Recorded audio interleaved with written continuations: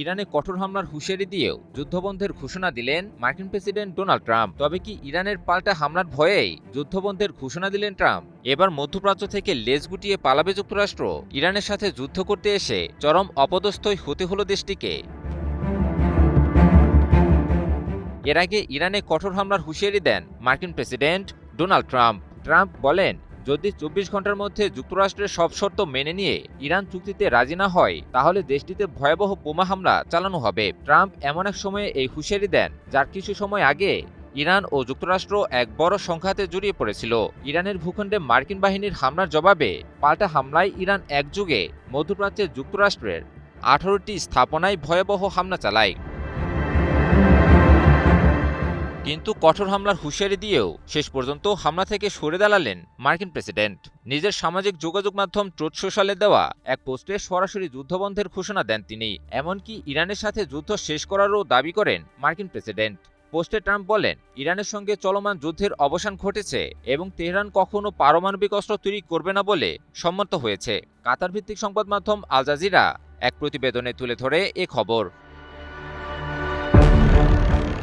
Senate প্রার্থী Barry মুরের সমর্থনে আয়োজিত এক টেলি র্যালিতে ট্রাম্প বলেন, আমি জানি না আপনারা শুনেছেন কিনা, তবে আমরা আজ ইরানের সঙ্গে যুদ্ধ শেষ করেছি। তারা কখনো পারমাণবিক অস্ত্র রাখবে না বলে সম্মত হয়েছে, আর এটাই ছিল আমাদের প্রধান শর্ত। খুব শিগগিরই মানুষ ঘরে ফিরতে শুরু করবে। প্রায় সবকিছু সম্পন্ন হয়ে গেছে। খুব দ্রুতই আমরা একটি চুক্তিতে পৌঁছাবো। আমরা যা চেয়েছিলাম সবই পেয়েছি। তবে যুক্তরাষ্ট্রের সঙ্গে সম্ভাব্য চুক্তির বিষয়ে ইরানের পক্ষ থেকে এখনও আনুষ্ঠানিক কোনো ঘোষণা দেওয়া হয়নি।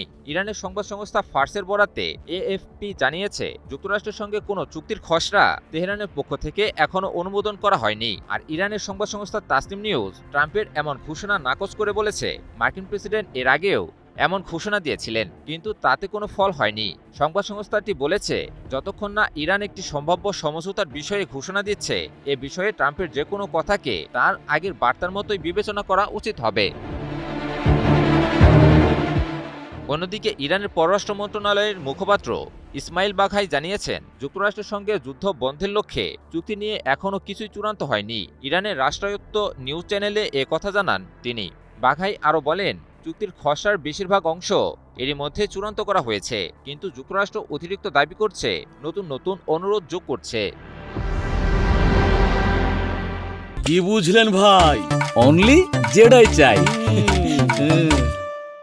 ফলে মার্কিন প্রেসিডেন্ট যুদ্ধ বন্ধের ঘোষণা দিলেও এখনও আনুষ্ঠানিক ঘোষণা না আসা পর্যন্ত চূড়ান্তভাবে কিছু বলা যাচ্ছে না। বিশ্লেষকরা বলছেন, সাম্প্রতিক ইরান যুক্তরাষ্ট্র সংঘাতে ইরান যে কোনো মার্কিন হামলার বিপরীতে কয়েকগুণ বেশি শক্তিতে পাল্টা হামলা চালাচ্ছে।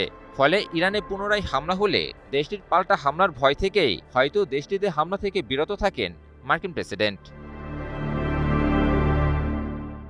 ইমন আলী, নিউজ 24।